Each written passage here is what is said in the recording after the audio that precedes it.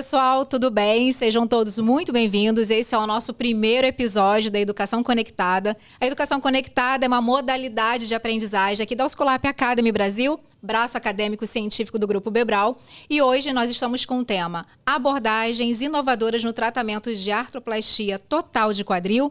Eu sou Camila de Souza, coordenadora de Educação Médica aqui da Oscolap Academy. Tenho comigo a nossa querida especialista de produto de ortopedia e implantes, Lulismar Gonçalves, e o nosso especialista querido, Dr. Rafael Calaur, que é speaker. Muito obrigada pela presença. Dr. Rafael Calaur tem formação pela Faculdade de Medicina de Jundiaí, ortopedia e traumatologia no Instituto Jundiaense e especialização em cirurgia de quadril em Dallas, Texas. Dr. Rafael Calaur, seja muito bem-vindo. Estamos muito felizes com a sua presença ilustre. Muito obrigado. Eu queria agradecer a todos pelo convite, ainda mais para estar num lugar tão bonito, com esse cenário aqui atrás. Isso vai marcar meu dia e talvez os próximos anos. E queria agradecer à Academia Oscolap pelo convite, desse importante momento da gente falar de uma das coisas que eu mais gosto, que é a cirurgia do quadril. Queria agradecer a Camila, queria agradecer a Lulismar, o pessoal do Departamento de Marketing, e espero que a gente consiga bater um papo e tirar todas as dúvidas e falar o máximo possível. Maravilha. E pessoal, só para vocês que estão em casa nos acompanhando, hoje a gente quer fazer uma forma acessível da gente abordar temas, né? Que, em comum acordo, entendemos que gera aprendizagem, né, para quem está nos assistindo. E vou começar com as perguntas, mas é um bate-papo. Temos todos aqui para fazer uma troca muito sadia. E deixa aí os comentários depois o que vocês gostaram, que gostaria de saber mais. Quem sabe, Dr. Rafael Calaur volte. Eu espero que ele goste da vista e da nossa companhia na tarde de hoje, né, Lulismar? E então, vamos lá? Dr. Rafael Calaur, a gente tem aqui algumas perguntas e aí te deixo super à vontade para que a gente possa construir como um bate-papo para quem está realmente nos assistindo, conseguir absorver esse conteúdo como se fosse uma aula, mas de um modo muito mais descontraído. Essa é a intenção. Legal. Então, a gente vai começar com o primeiro bloco, né, Lulismar, que é inovações em técnicas cirúrgicas. E aí a primeira pergunta que a gente tem aqui para definir são: quais são as principais diferenças entre as abordagens cirúrgicas menos invasivas, como as técnicas anterior, lateral direta e posterior? E aí queria a sua opinião. Legal. Assim, eu escuto isso diversas vezes, ainda mais nos treinamentos que a gente faz, recebendo os colegas lá em São José dos Campos, essa questão das vias de acessos minimamente invasiva. E eu gosto sempre de citar um momento da minha vida que foi logo no começo da minha carreira, quando eu estava nos Estados Unidos fazendo meu fellow, e eu acompanhava 4 cirurgiões. E cada cirurgião tinha uma preferência de via de acesso. Então tinha um que fazia via posterior, um só fazia via anterior, outro que fazia todas as vias e um que só fazia via anterolateral ou lateral direta. E eu naquele momento eu vinha sempre questionando: a posterior é melhor, a anterolateral é melhor.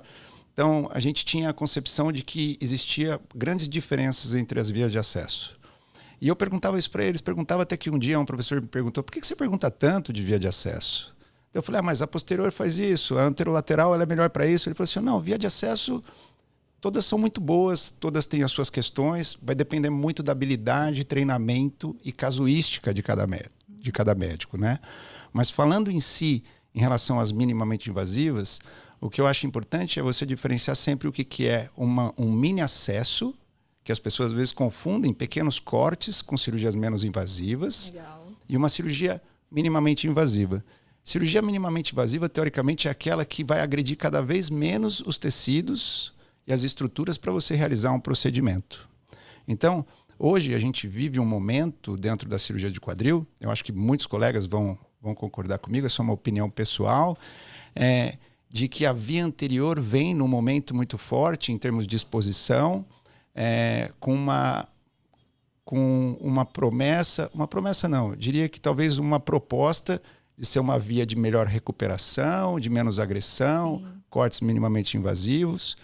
Sem dúvida, ela apresenta tudo isso, mas em contrapartida, as outras vias de acesso também apresentam qualidades semelhantes. Então, quando a gente vai para a via de acesso posterolateral ou a mini posterior, a gente também tem vias menos agressivas, com poucas lesões teciduais, e você acaba tendo resultados muito semelhantes.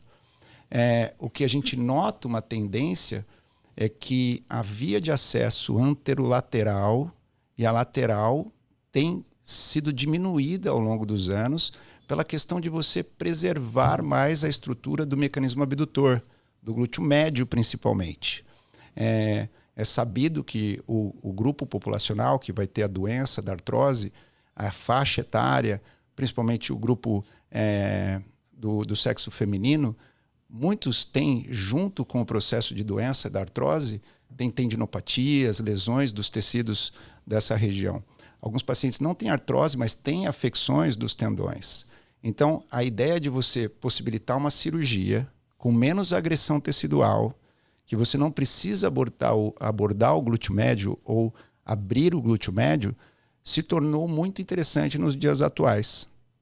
Eu sempre gosto de falar isso porque a minha formação eu tive com profissionais de via posterior, mas eu conheço muitos colegas que fazem via anterolateral e eles têm resultados maravilhosos.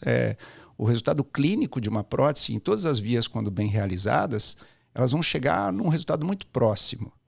A grande coisa que eu noto hoje, que a mudança da sociedade, se a gente pensar que a cirurgia do quadril ela começou mesmo a ter um grande desenvolvimento na década de 50, 60, a sociedade tinha um perfil, as pessoas tinham um perfil. Exato. Hoje, a gente nota que o paciente que chega no consultório, ele quer recuperação rápida, retorno imediato às suas atividades de trabalho, de lazer. Né? Assim, uma pergunta, muitas pessoas falam assim, alguns nem perguntam sobre o tipo de cirurgia, eles querem saber quando eles podem voltar a trabalhar. Ô doutor, quando é que eu posso voltar para minhas atividades de academia, quando é que eu vou poder viajar e assim por diante. Então essa necessidade que levou talvez uma melhora das vias de acesso, delas serem menos agressivas, menos invasivas. E então é uma demanda da sociedade que busca o médico precisa gerar essa demanda para ir de encontro com a indústria ou com a parte acadêmica para desenvolver isso tudo. Então, resumindo o que eu acredito que toda via de acesso bem empregada, num médico capacitado, vai trazer um resultado muito bom diante de uma prótese de quadril. A tendência da via de acesso anterior e posterior serem as principais vias, talvez nos próximos anos, e a via de acesso anterolateral ou lateral direto ir diminuindo, até porque aqueles que vão reproduzir o conhecimento estão mudando. Então, cada vez mais nós temos cirurgiões que fazem a via de acesso posterior e a via de acesso anterior, e eles que vão dar o conhecimento, eles que vão distribuir o conhecimento. E com isso, gradativamente, eu vejo a diminuição da via anterolateral. Interessante. Tá? Então, assim...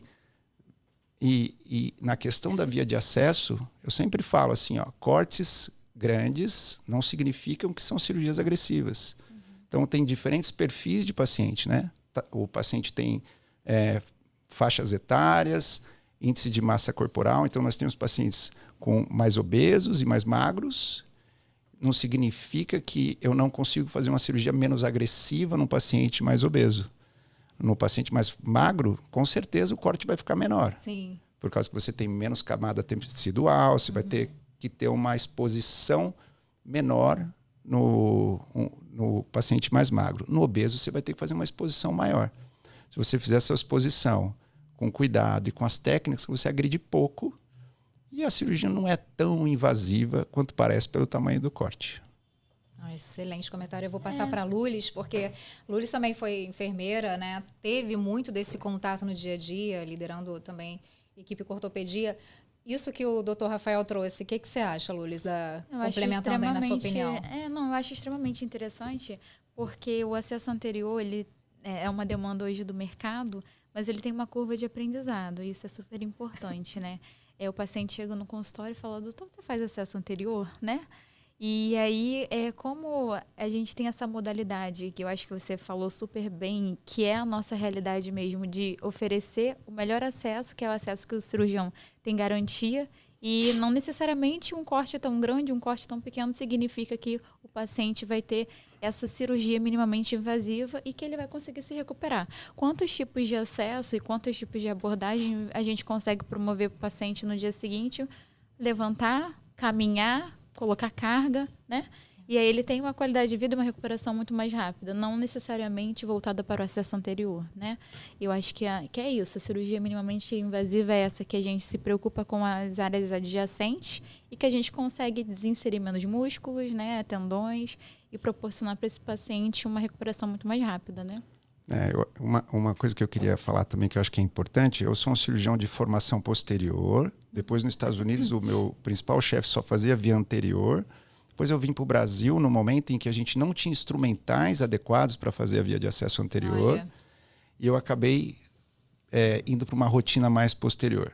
Nos últimos 5 e 10 anos, a gente tem tido no Brasil todas as condições possíveis para fazer qualquer via de acesso. Sim. E então, eu acho que isso vai ser de acordo com a preferência e treinamento do cirurgião. A via de acesso anterior, ela trouxe algo muito interessante, que eu costumo dizer que ela subiu a régua, né? Ela veio com uma proposta de mostrar que a recuperação e as atividades poderia ser mais rápida, mais intensa, coisas que no passado os cirurgiões tinham um pouco mais de receio de fazer.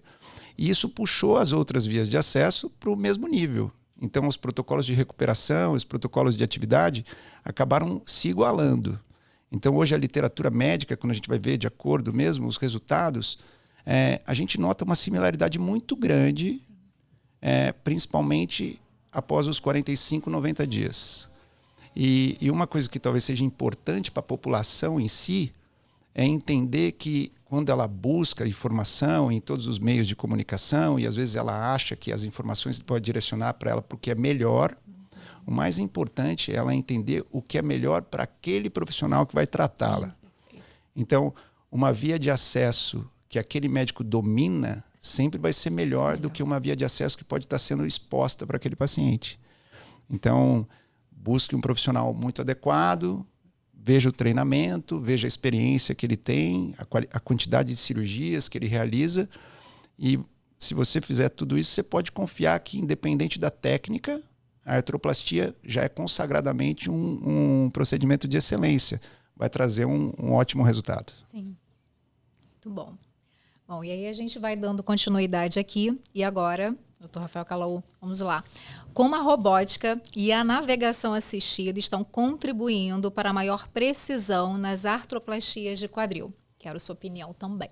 Muito legal. Eu adoro esse tema. Eu tive contato com navegação em 2007. Depois eu comecei a navegar em 2009, 2010.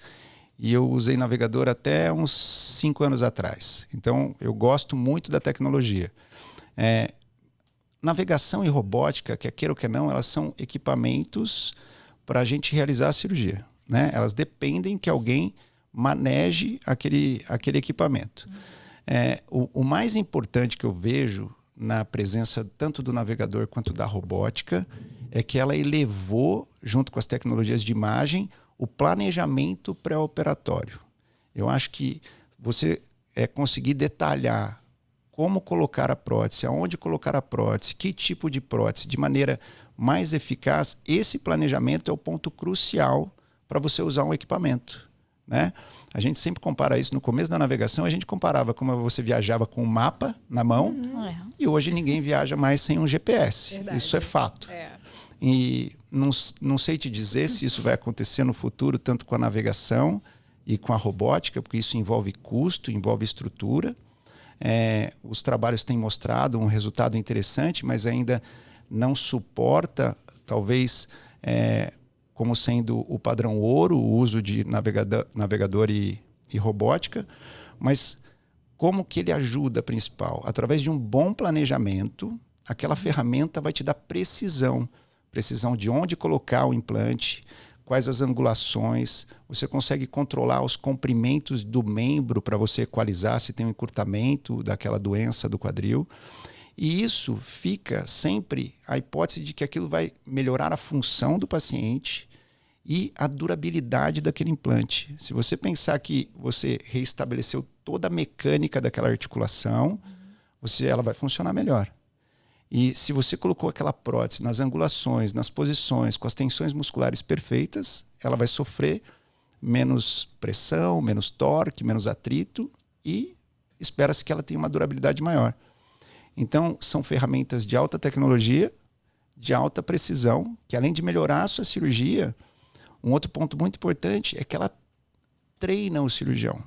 Quando um cirurgião vai operar sem o navegador, como foi a minha prática, né, que a gente fala de maneira mecânica, eu dependia de equipamentos externos, como guias, e de repetição. E muitas vezes aquilo não era tão preciso. Se você, durante o ato cirúrgico, está sempre sendo controlado para colocar aquela prótese na mesma posição, você vai ganhando memória muscular, memória visual, aquilo vai te treinando, e isso já é comprovadamente uma ferramenta de treinamento médico, né?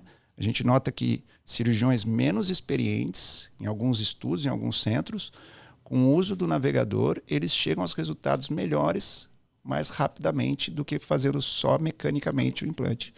Então, acho que são situações que vão fazer parte. Só não sei te dizer ainda, porque isso envolve custo, logística e treinamento. Mas eu acho que pode ser que vire uma realidade, sim.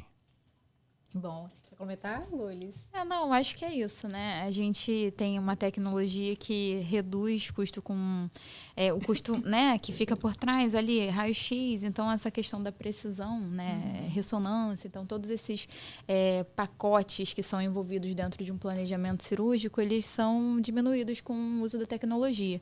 E eu acho que o caminho que a gente tem é esse, mas isso não substitui um bom cirurgião com a sua boa prática, né, com a sua expertise, né? Eu acho que é isso. A tecnologia ela vem para dar precisão, segurança, garantir que o planejamento seja o melhor possível, mas a gente não pode pegar alguém que não tenha destreza, não tenha bagagem e use a tecnologia se ele não tiver, né, a junção do conhecimento, da prática com a tecnologia, porque às vezes o cirurgião também precisa também desse treinamento para poder aprimorar essa área. E a junção disso, acho que o futuro é esse. A gente tem várias questões no mercado, né, de troca de navegação com robótica. A gente caminha muito hoje para a tecnologia em todas as áreas, a educação não é diferente. Educação médica, tecnologia na medicina, né, para tratar os pacientes e para trazer essas inovações mesmo, para a gente contribuir para a melhoria da saúde, né? Isso aí, no final é sempre em prol do paciente. Em prol do paciente, é verdade. Perfeito. E aí, dando continuidade, né, à nossa tarde de hoje, quais tecnologias intraoperatórias estão sendo usadas para melhorar os resultados em artroplastia total de quadril? Aí queria também sua opinião, Calaor. Como é que você gostaria de colocar para a gente? Eu acho que tem uma questão que eu acho muito interessante com relação a isso. A gente, quando fala de cirurgia, a gente sempre está muito preocupado com o pós-operatório. E dentro desse pós-operatório, o que a gente preconiza, né? Uma boa recuperação, né? É uma boa mobilidade, sem risco de infecção.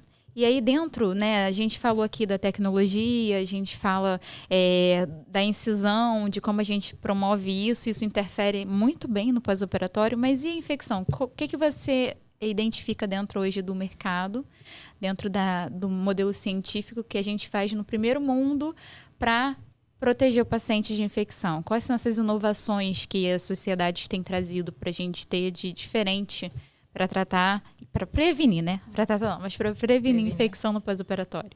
Legal, acho que assim, a medicina é interessante que ela tem momentos cíclicos. Às vezes a gente vê coisas do passado que retornam, voltam, né? E assim por diante, né?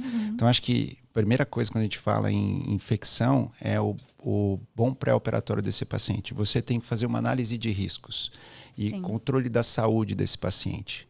Então você tem o fator, quando a gente vai pensar em infecção ou qualquer resultado, você tem o fator do paciente, o fator do meio, que seria o hospital e os implantes, e o fator da equipe médica.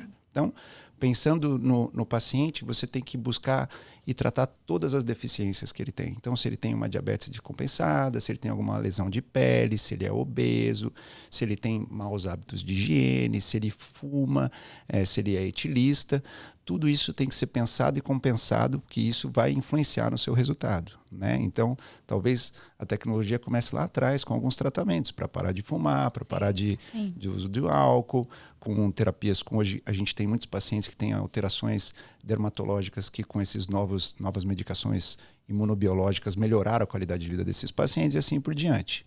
No intraoperatório, eu acho que ainda segue a cartilha da boa técnica cirúrgica, né? Você preparar esse paciente, durante o procedimento, as limpezas da área a ser operada com algumas soluções antissépticas. A gente tem materiais mais modernos ainda hoje.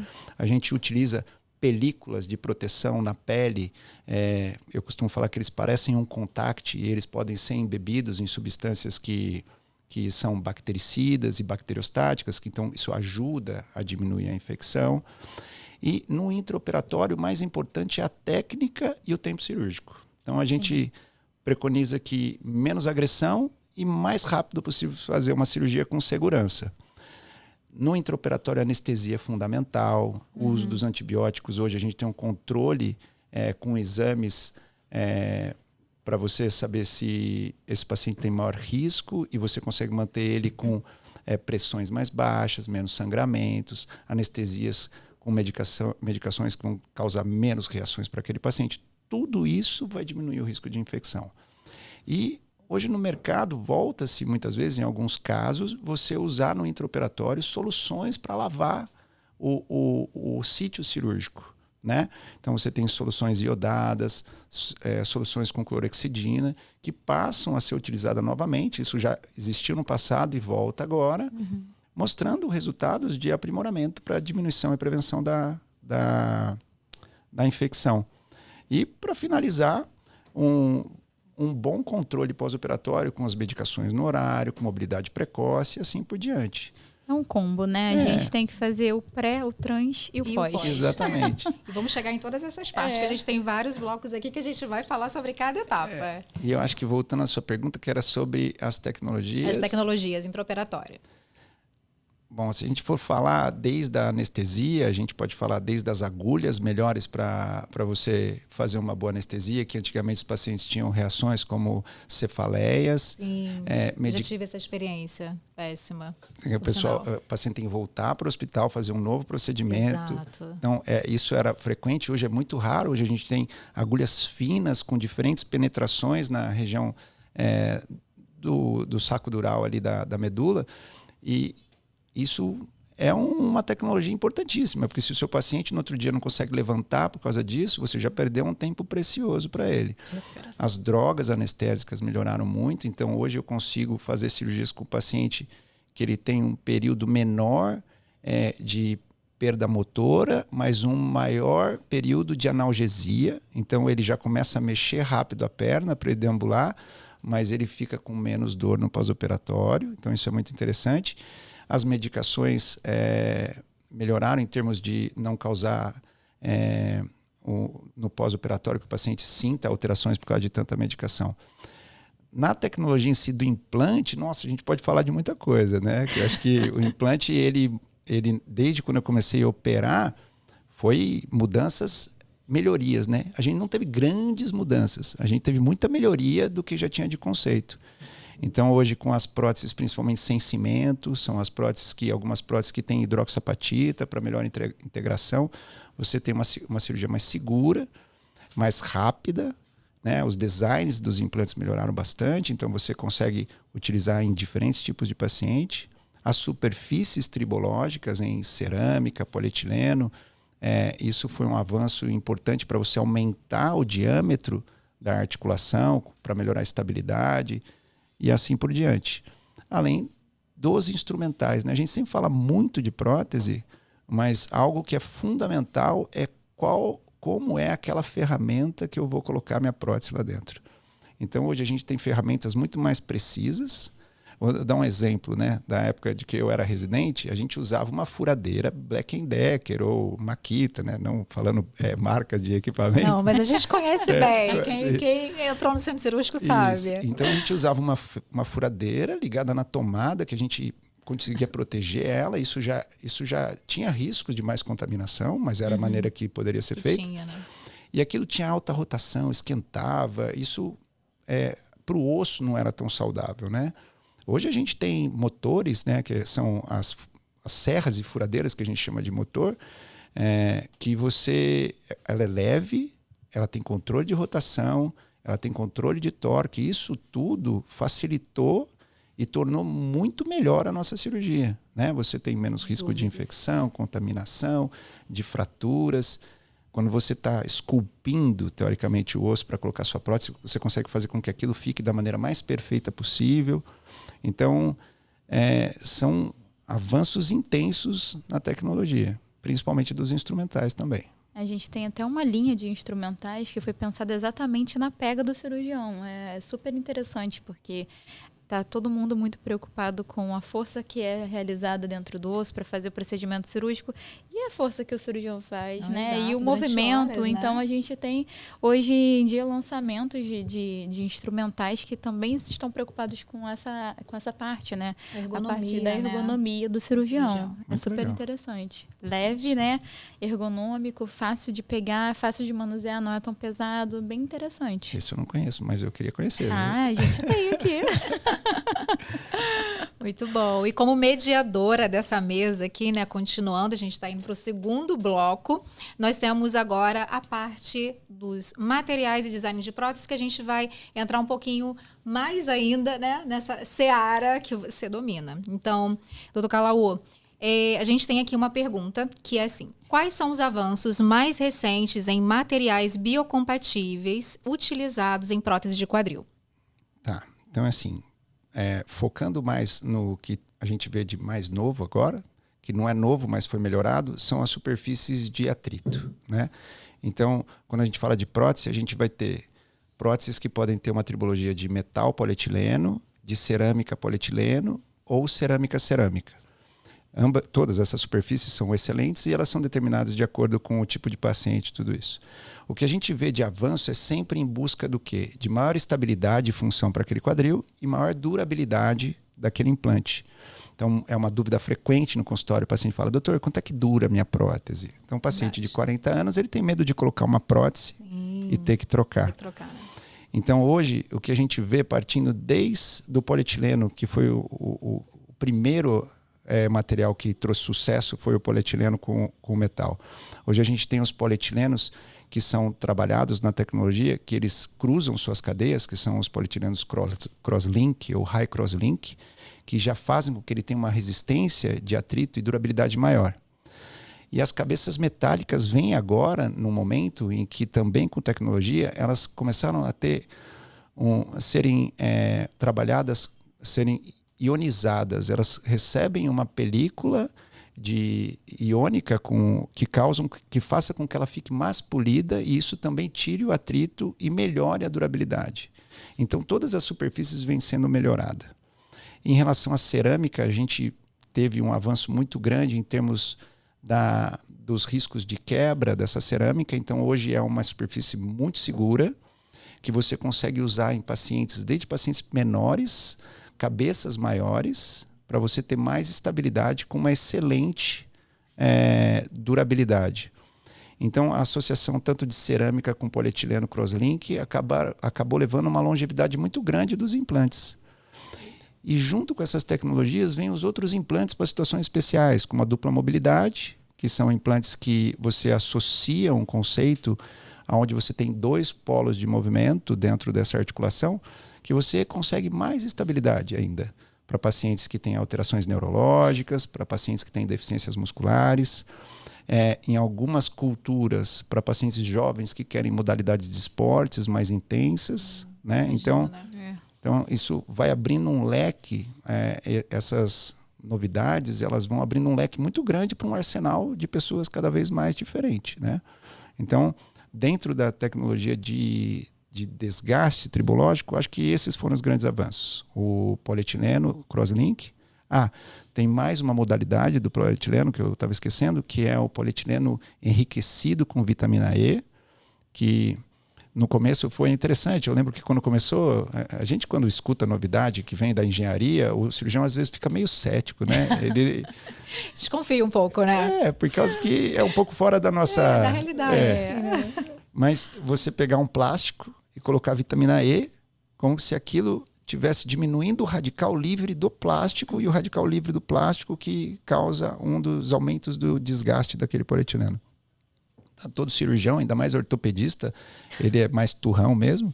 Fala, vai botar vitamina E no polietileno, não vai dar certo. E aí a literatura vem mostrando resultados fantásticos com essa modalidade. Muito legal. Né? E se a gente for falar um pouco do implante em si, né? Eu sou um cirurgião que não cimento, eu uso muita prótese não cimentada, por opção de escola mesmo, pessoal, como foi minha formação, mas a gente vê hoje que melhorou-se a usinagem desses implantes, o design desses implantes, a cobertura deles, então a osteointegração, a segurança, tudo isso melhorou muito o resultado do processo mesmo. Eu acho interessante com relação a isso que no final das contas está todo mundo sempre preocupado com o resultado final, que Exato. Trazer um implante durável, né? Que tenha características de oxidação pequenas, desgaste pequeno, que garanta para o paciente uma boa cinemática, ele consiga fazer tudo que ele precisa fazer, né, dentro da articulação e não ter limitação de movimento, garantir qualidade de vida para ele. E sempre pensando na questão fisiológica. Cada vez mais está todo mundo preocupado em dentro do mercado, em criar implantes em que a gente tenha fisiologia mais parecida com a natural, durabilidade, né? E qualidade nisso, né? Garantindo para o paciente uma qualidade de vida. A gente quer que ele tenha um implante que dure muitos anos e que ele não precise reabordar. Sim. Que é uma coisa que vem se modificando mesmo ao longo do tempo, né? Antigamente a gente tinha... Dificilmente você via pacientes tão jovens colocando, e aí a gente tem uma mudança aí, né, de mercado, dentro da qualidade de vida. As pessoas hoje praticam mais esportes, né, de impacto, né, que antigamente não tínhamos isso, e aí cada vez temos pessoas mais jovens, né, dentro sendo candidatos, né, para colocar uma prótese definitiva, e aí você tem essa preocupação. Então eu acho que isso são os 3 pilares, né? Durabilidade, garantir a fisiologia, né, o mais parecido possível, como se ele não tivesse nenhum implante, e durabilidade, né? Acho que é isso. Eu acho que você falou melhor impossível, Luiz. Mas eu acho que assim, não acho que é hoje que isso está acontecendo. No começo da minha formação, quando chegava um paciente de 50 anos, eu vi o meu chefe falar assim, não, você volta aqui depois dos 65 anos. Eu acho que a gente não tinha condições ideais. Sim. Então, você colocar um implante no passado, há 25, 30 anos atrás no Brasil, às vezes você não tinha esse set todo de implante com determinada qualidade que a gente tem hoje. E você colocar um implante que talvez você fizesse uma previsão de 10 anos de durabilidade, um paciente novo fazer uma troca depois de 10 anos, existe uma dificuldade ainda maior com o material de troca de prótese. Sim. Hoje, você tem absolutamente tudo que tem de melhor no mundo, no Brasil, e você tem hoje todo o set para trocar uma prótese. Hoje eu vou fazer cirurgia e eu olho para os meus chefes ou alguns professores e eu fico, como é que eles faziam essa cirurgia há 25 anos atrás? E isso é uma das coisas que a gente fala do talento brasileiro mesmo, dos médicos, dos meus professores, que eles tinham que buscar alternativas e uma demanda até para levar para a indústria. Eu não tenho, eu preciso disso. Ou para quem fosse dar assistência. Então, acho que o jovem sempre precisou, aquele que fazia esporte sempre precisou. Hoje a população é maior, Sim. A informação é maior. É bem interessante. Eu tenho a vozinha que só quer andar na casa dela e eu tenho o rapaz de 45 anos do clube que gosta de jogar bola quarta e sábado. E ele quer jogar bola. Quer continuar fazendo isso. E como é que você vai dar essa qualidade de vida, que eu acho que é a palavra principal aí, a qualidade de vida de cada um. Jogar bola, crossfit... Falam que balé, os ortopedistas amam os crossfiteiros. É isso, doutor Rafael? A gente teve um caso de um paciente que queria continuar fazendo balé. Olha, mas... Com uma prótese, né? Mas assim, ó, como garantir isso para ele, né? Eu acho que tudo é possível com bom senso, né? Sim. O crossfit, assim, eu tenho um monte de paciente, até de amigos que faz crossfit. Mas o crossfit é uma modalidade muito legal e muito boa. Mas dentro de toda modalidade tem aquele indivíduo que ele quer ir para um lado que pode ser mais perigoso, né? Então é aquele que vai puxar mais peso, vai fazer atividades mais intensas, tanto na musculação quanto no crossfit. Então, Hoje eu posso dizer que eu tenho de tudo na minha prática. Então eu tenho maratonista, eu tenho gente que pedala 150 quilômetros, beach tênis, eu tenho colegas pessoais que operaram que, eu vou poder jogar beach tênis? Vai poder jogar beach tênis, mas com parcimônia, né? Tomar os seus devidos cuidados. Então, vamos lá, e dando continuidade. E aí eu tenho aqui uma pergunta, né? Quando o cirurgião seria indicado, né, escolher, e aí é na sua opinião, um design modular e um monobloco para a prótese? Legal. Essa pergunta é muito legal, porque a modularidade veio para ajudar o cirurgião a resolver problemas e situações especiais, né? Então, as próteses modulares, elas não são próteses de rotina, tanto nas primárias quanto nas revisões. A modularidade, ela apresentou alguns problemas no seu decorrer do desenvolvimento, porque você tinha mais uma área de conflito e de transmissão ali entre os módulos, que nós tivemos quebras, atroniose e assim por diante, mas assim, ao longo dos anos isso foi muito melhorado, né? Então, a modularidade, principalmente nas próteses primárias, eu acho que ela é muito interessante quando você vai tentar corrigir deformidades congênitas ou patologias da infância ou algumas patologias adquiridas, onde o implante não vai atingir a angulação necessária para você ter uma boa estabilidade e função, tá? Então, nas primárias, é uma questão muito mais de exceção hoje em dia, ao meu ver, tá? Já nas revisões, eu acho que a modularidade veio para ajudar demais, principalmente quando você tem cirurgias complexas com deformidades e perdas ósseas, porque o médico tem uma maior variabilidade de tanto a colocação quanto a orientação dos implantes, tá?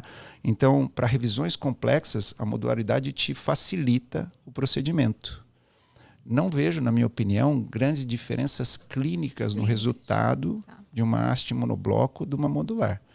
Então, nas revisões mais fáceis, com menos perda óssea, menos deformidade, onde você consegue um apoio melhor, as hastes monoblocos às vezes são até mais rápidas e mais fáceis de realizar durante o procedimento de uma troca de prótese.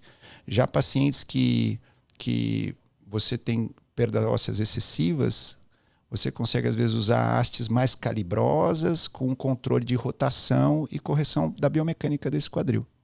Então, principalmente para o nosso meio no Brasil, que a gente tem uma deficiência com banco de osso, com estrutura de restabelecer essa anatomia, esses implantes ajudam bastante, principalmente na revisão. Eu acho que é o que você tinha falado antes, né? A gente hoje tem um arsenal aí para utilizar. E o que vai ditar o que vai ser melhor ou não é o paciente, né? É a gravidade da perda óssea que ele tem e como a gente vai resolver isso, né? Então, acho que não tem certo ou errado, tem implantes com casuísticas específicas, né? E com resultados positivos. Eu acho que é isso, né? Exato. Eu acho que não dá para você colocar para todos. Sim. Então, você não consegue ficar comparando tudo. Você tem que comparar com grupos amostrais específicos. Né? Então, eu acho que a modularidade, ela veio e fica e vai melhorando ainda. Eu acho que vem mais coisa por aí na modularidade. Legal. E aí agora a gente vai entrar no nosso terceiro bloco. E aí a temática vem para prevenção e gerenciamento de complicações. Tema bom, hein? Agora bom. Começa a ficar quente. E aí a gente vai começar com a pergunta que é: quais inovações ajudam a reduzir o risco de luxação após a artroplastia total de quadril? E sua opinião, doutor Calaú? Legal. Então, às vezes pode parecer um pouco repetitivo porque as coisas se somam. Não, se somam e não tem, a gente... Mas porque os temas, a solução funciona para vários momentos e vários temas, né? Então, assim, para a instabilidade do quadril, desde aquela premissa. Primeiro o paciente, depois a equipe, depois o implante, né?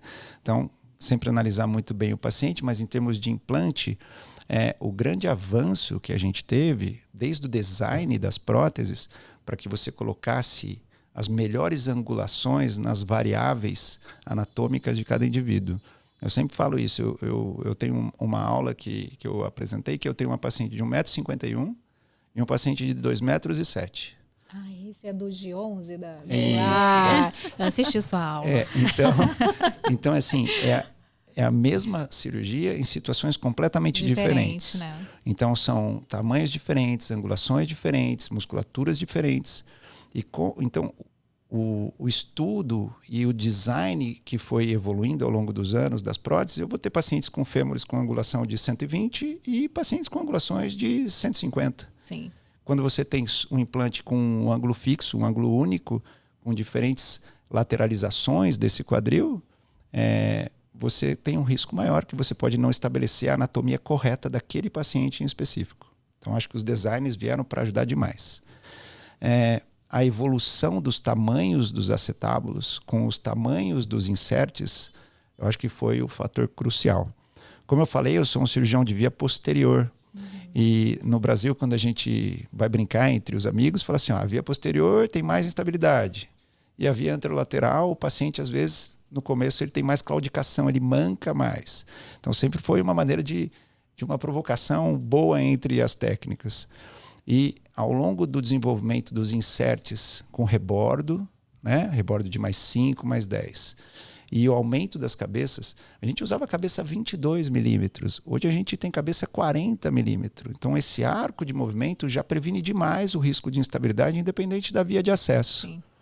Então os inserts com rebordo, as cabeças grandes, e aí nos extremos os pacientes com doenças neurológicas, perdas musculares, reoperações, deficiências ósseas, deficiências cognitivas, né? Pacientes Sim. demenciados.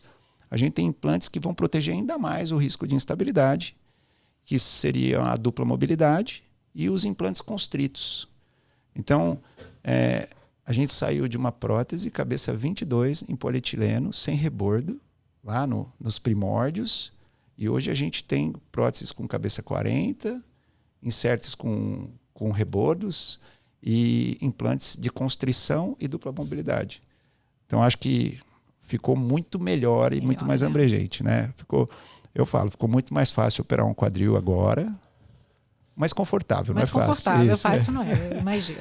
Do que se era 20 anos atrás. Agora, me tira uma dúvida, com relação a esses implantes que a gente tem, né, melhores, com melhores design e de acordo com cada necessidade, ainda mantém aqueles cuidados de pós-operatório, utilizar triângulo abdutor, se posicionar numa altura em que o quadril e o chão fiquem num ângulo de 90 graus, mantém ainda esses cuidados ou eles foram abolidos com relação à utilização da dupla mobilidade? Não existe risco de luxar? É assim, mesmo as próteses de dupla mobilidade pode luxar. Sim. Prótese constrita, ela pode luxar também e perder o mecanismo de constrição. Então, assim, o quadril, principalmente nos primeiros 90 dias, existe uma série de alterações, independente da via de acesso, que estão acontecendo. Sim. Esse quadril está inflamado, ele tem hematoma, ele tem dor, né? Apesar de ser considerado um procedimento de pouca dor, alguns pacientes têm mais dor, têm menos dor. O paciente tem que ter uma educação em relação ao seu procedimento, né? Eu falo para os pacientes, eu tenho paciente chegando no meu consultório com 7 dias, sem muleta, sem nada. E eu tenho paciente que demora 45 dias para sair do andador. Se perguntar para mim o que eu acho melhor, eu não acho nenhum bom, nem outro ruim. Porque você precisa respeitar o processo de pós-operatório. Existe uma inflamação, não é uma corrida contra o bom resultado, é atingir o melhor resultado para cada paciente. Sim. Então essas perguntas que você me faz, tem hora que eu penso que talvez a gente queira provar algo, mas o paciente está em um tratamento. Sem dúvida, com as próteses de maior cabeça, de dupla mobilidade, você tem mais segurança de aquilo não vai se deslocar. Mas você pode ter situações especiais em que o paciente pode cair, pode fazer um movimento acima do possível com aquele implante, dependendo do tamanho da cabeça ou mesmo da dupla mobilidade. Um hematoma maior pode causar uma instabilidade. Então, acho que requer cuidados. Sim.